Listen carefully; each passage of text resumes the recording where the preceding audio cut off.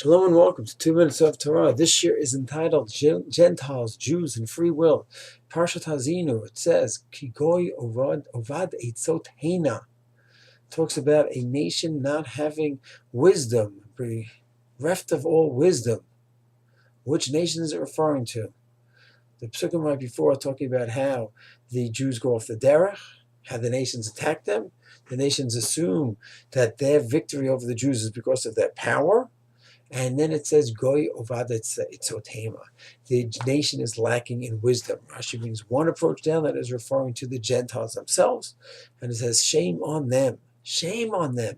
They should see that the Jews are a very unique nation. And when they're close to God, they are on the top of the world. And when they are far from God, they're at the bottom. And silly for the Gentiles to think, oh, it's because of our military might. That's why we beat the Jews. This brings up a fascinating question. What is the liability? What's the responsibility of a Gentile? The average Gentile certainly has no clue there's such a thing called the Zayin Mitzvah B'nai Noach, the Seven Noach laws. The Lubavitch Rebbe tried to make a push for that, for the Gentiles to be aware of the Noach laws, but the bulk of his energy, the lion's share of his energy, was definitely directed towards the Chabad houses around the world, and understandably so, in order to makariv the Jews. Maybe if that would have been more successful, would have had more focus on the Gentiles, but he couldn't do everything. But how many Gentiles? When David Davis years ago in the States was a Noachide, who followed the halacha in Yishayla. He and his followers, a few hundred followers, they followed Orthodox rabbis, halachot, shelot. But how many are we talking about? So here's an amazing question. We're talking about a case of a tinok shenishba by a Jew. He doesn't know any better. So do we say the same thing by a Gentile? He doesn't know any better. What does he know? He knows nothing about the Noachide laws. So that's true. But but this pasuk that we're talking about is not anything about the Noachide laws. This pasuk is the Gentiles should see there's a pattern in history about the Jews that's unique. So it could be that is a Gentile's obligation to objectively analyze the Jew and his role in the world and to see there is something unique here. This is not typical. What's going on? And investigate and understand. There seems to be a very special divine connection here to the Jewish people, for good and sometimes for the negative, until it brings them back to the right spot again. The pasuk does seem to say that they should have a certain sense. For them to figure out the Noachide laws, maybe we could say tinok shenishba. For a certain sense of justice and what's right and what's wrong, we see by Mitzrayim. The Gentiles were punished at different levels when they went in the waters, in the Yam Suf. Some had a slow death, some a quicker death, depending on how much they recognize God's hand. So maybe we could make a difference between a Gentile understanding the seven Noachide laws. If he never had any exposure, he's a tinok shenishba. But a Gentile in sense of justice, what the Gentiles do to us in the UN, sick, malicious hatred, an absolute farce. No, they don't know any better. Tinok shenishba? I say not. They should have an understanding and an ability to analyze the situation, see the facts on the ground, and see that Israel does not deserve constant condemnation.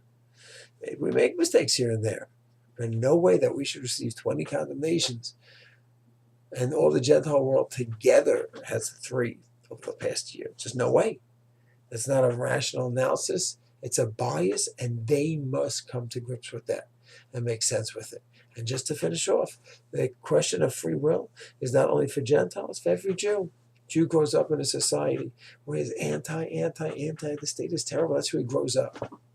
Should he be able to see that, wait a second, it's crazy. There's over 6 million Jews over here now. This is the majority of the Jews. The highest population is here versus any other country. And so we're going to have the majority. Kibbutz Galiyot. Look how many yeshivas are here. Look how many kolim are here. Look how even non-from Jews got turned on some level to connected to Judaism. And what about a Jew who's brought up in a more modern world? But yeah, Israel. But his modern world doesn't know so much about brachos, Shabbos. He never tries on Shabbos, of course. The details of Shabbos, a sponge, hot water, he didn't know. And brachos, he didn't grow up saying brachos. Nor Mariv. And his family didn't learn so much, but he's in the modern world.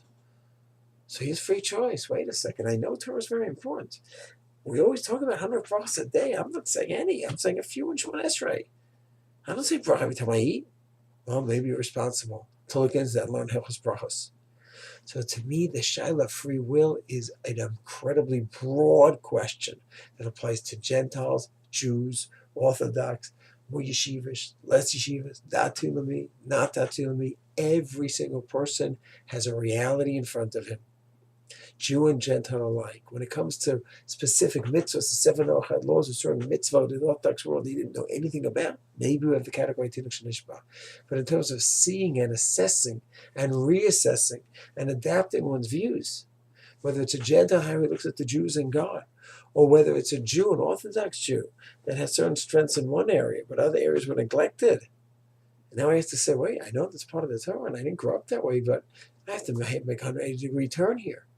In my hashkafon, my commitment to halacha, to those details in halacha that my family can be just more very careful on for whatever reason.